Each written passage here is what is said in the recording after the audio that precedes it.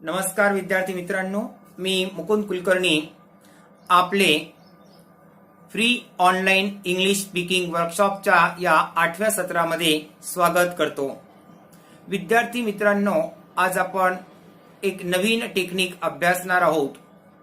या टेक्निकमध्ये दिलेल्या मराठी वाक्यामध्ये किंवा जे वाक्य आम्हाला इंग्रजीमध्ये बोलायचं आहे त्या मराठी वाक्यामध्ये मूळ क्रियापदाच्या शेवटी ला, ली, ले, ल्या असे अक्षर येते व त्यासोबतच जाते, जातो, जातात, गेला, गेली, गेले, गेल्या, जाईल, जाईन, जाणार असे क्रियापद येते। आणि मग अशी वाक्यरचना जर आली तर त्याला इंग्रजीमध्ये व्यक्त करताना आपण नेमकं काय करायला पाहिजे हेच आपण आजच्या या टेक्निकमध्ये अभ्यासणार आहोत। यातला पहिला पॉइंट आहे की मूळ क्रियापदाच्या शेवटी ला, ली, ले, ल्या असे अक्षर येऊन जर वाक्यामध्ये जाते, जातो, जातात असे क्रियापद आले तर आपण इंग्रजीमध्ये एम, इज, आर मूळ क्रियापदाचे तिसरे रूप वापरावे।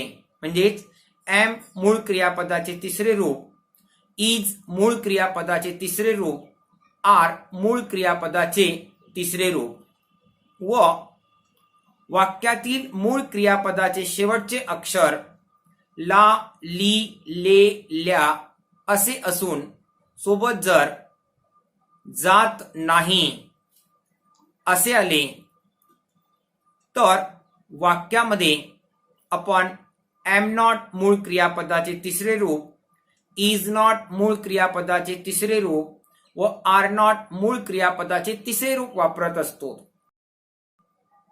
वाक्यातील मूळ क्रियापदाचे शेवटचे अक्षर ला, ली, ले, ल्या असे असून त्यासोबत जर गेला, गेली, गेले, गेल्या असे क्रियापद आले तर इंग्रजीमध्ये असे वाक्य व्यक्त करताना आपण वॉज मूळ क्रियापदाचे तिसरे रूप, वेअर मूळ क्रियापदाचे तिसरे रूप वापरत असतो।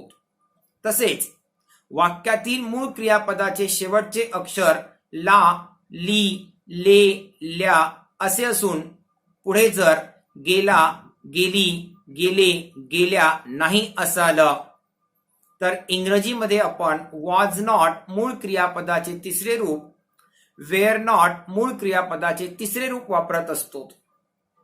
वाक्यातील मूळ क्रियापदाच्या शेवटी ला, ली, ले, ल्या असे अक्षर येऊन त्यापुढे जर जाईल, जाईन, जाणार असे क्रियापद आले तर अशा वाक्याला इंग्रजीमध्ये बोलत असताना आपण शाल बी मूळ क्रियापदाचे तिसरे रूप, विल बी मूळ क्रियापदाचे तिसरे रूप वापरत असतो आणि वाक्यातील मूळ क्रियापदाचे शेवटचे अक्षर ला, ली, ले, ल्या असे येऊन सोबत जर जाणार नाही असे क्रियापद आले तर अशा वाक्याला इंग्रजीमध्ये व्यक्त करताना शाल नॉट बी मूळ क्रियापदाचे तिसरे रूप, विल नॉट बी मूळ क्रियापदाचे तिसरे रूप वापरत असतो। थोडक्यात काय तर मित्रांनो, आपल्याला केवळ एवढंच लक्षात ठेवायचं आहे की दिलेल्या वाक्यातील मूळ क्रियापदाचे शेवटचे अक्षर ला, ली, ले, ल्या व सोबत जातो, गेला, जाईल आलं तर त्या वाक्याला इंग्रजीमध्ये म्हणत असताना एम, इज, आर मूळ क्रियापदाचे तिसरे रूप, वॉज, वेअर मूळ क्रियापदाचे तिसरे रूप, शाल बी, विल बी मूळ क्रियापदाचे तिसरे रूप आपण वापरत असतो। विद्यार्थी मित्रांनो, याच टेक्निकचा उपयोग करून आज आपण काही वाक्य पाहणार आहोत। यातलं पहिलं वाक्य आहे अंगणात रोज रांगोळी काढल्या जाते। अंगणात रोज रांगोळी काढल्या जाते। त्याला आपण इंग्रजीमध्ये कसं म्हणणार? काढल्या जाते, ल्या जाते म्हणजे आपण एम, इज, आर मूळ क्रियापदाचं तिसरं रूप वापरणार। आपण याला कसं म्हणणार? रोज रांगोळी काढल्या जाते अंगणात। रोज रांगोळी काढल्या जाते अंगणात। Every day a rangoli is drawn in the yard. रोज अंगणात रांगोळी काढल्या जात नाही. रोज अंगणात रांगोळी काढल्या जात नाही. आपण काय म्हणणार? रोज रांगोळी काढल्या जात नाही अंगणात. Every day a rangoli is not drawn in the yard. A rangoli is not drawn in the yard. काल ही कविता शिकविल्या गेली. काल ही कविता शिकविल्या गेली. बघा, शिकविल्या ल्या आलं, सोबत गेली आलं. आपण कसं म्हणणार? काल ही कविता शिकविल्या गेली. कालला म्हणणार यस्टरडे. ही कविता, धिस पोयम, शिकविल्या गेली, ल्या गेली, वॉज टॉट. यस्टरडे धिस पोयम वॉज टॉट. काल ही कविता शिकविल्या गेली नाही. काल ही कविता शिकविल्या गेली नाही. यस्टरडे ही कविता, धिस पोयम, शिकविल्या गेली नाही, was not taught. Yesterday this poem was not taught. हा दरवाजा सहज उघडल्या जाईल. हा दरवाजा सहज उघडल्या, बघा, ल्या जाईल. हा दरवाजा सहज उघडल्या जाईल. हा दरवाजा उघडल्या जाईल सहज. हा दरवाजा, धिस डोअर, उघडल्या जाईल, will be opened. This door will be opened easily. किंवा हा दरवाजा सहज उघडल्या जाणार नाही. हा दरवाजा सहज उघडल्या जाणार नाही.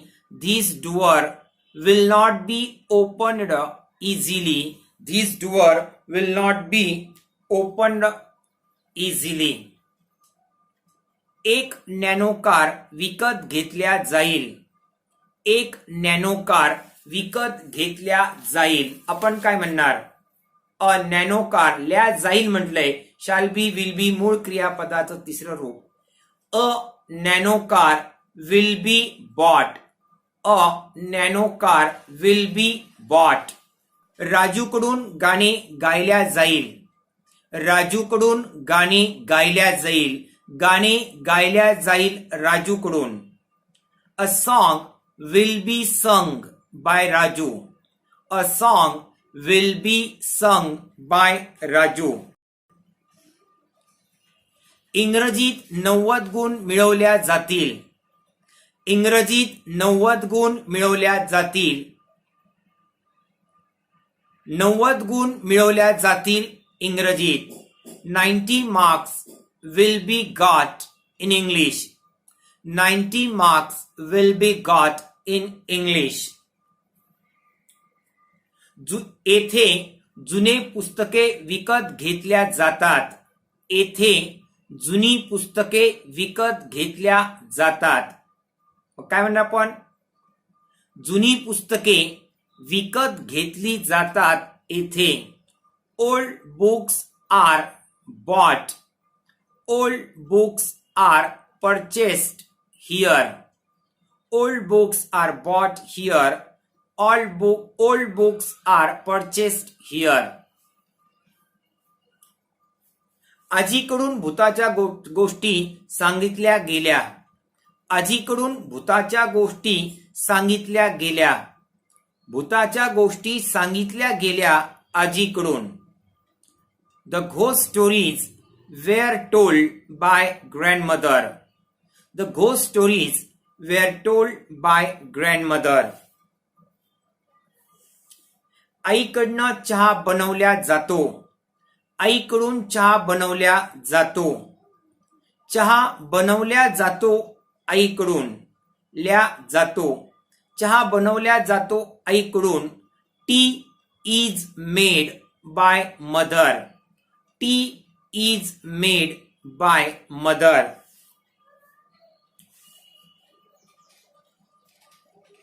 काही प्रदेशात फक्त भात खाल्ल्या जातो. काही प्रदेशात फक्त भात खाल्ल्या जातो. फक्त भात खाल्ल्या जातो काही प्रदेशात. Only rice is eaten in some regions. Only rice is eaten in some regions.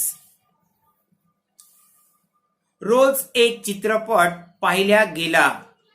रोज एक चित्रपट पाहिल्या गेला. एक चित्रपट पाहिल्या गेला रोज. A film was seen every day. A film was seen every day. अंगणात रोज रांगोळी काढल्या जाते. अंगणात रोज रांगोळी काढल्या जाते. रांगोळी काढल्या जाते रोज अंगणात किंवा रोज रांगोळी काढल्या जाते अंगणात. Every day a rangoli is drawn in the yard. Every day a rangoli is drawn in the yard. आम्हाला शिक्षा केली गेली. आम्हाला शिक्षा केली गेली. आम्हाला शिक्षा केली गेली. We were punished. We were punished. We were punished. गेल्या आठवड्यात एक रेडिओ विकत घेतला गेला. गेल्या आठवड्यात एक रेडिओ विकत घेतला गेला. गेल्या आठवड्यात last week a radio was bought. Last week a radio was bought.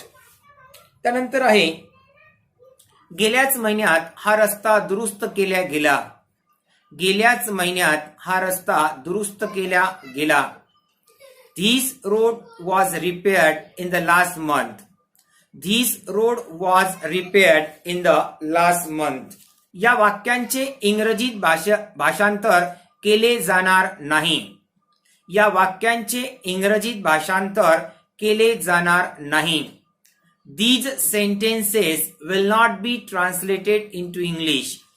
These sentences will not be translated into English. हा दरवाजा सहज उघडल्या जाणार नाही.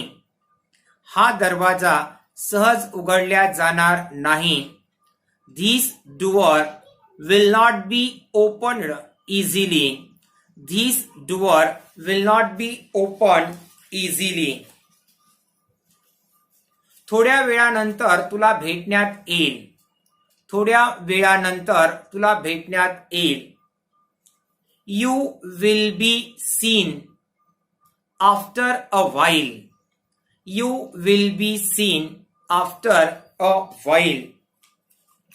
तुला अडचणीत मदत करण्यात येईल. तुला अडचणीत मदत करण्यात येईल. You will be helped in your difficulties. You will be helped in your difficulties. तर विद्यार्थी मित्रांनो, या प्रकारे आपण या टेक्निकचा जर सराव केला तर या टेक्निक सहजपणे आपल्या अंगवळणी पडतील व आपल्याला इंग्रजी बोलता येईल. परत एकदा नवीन व्हिडिओसह व नवीन टेक्निकसह भेटूया. तोपर्यंत नमस्कार.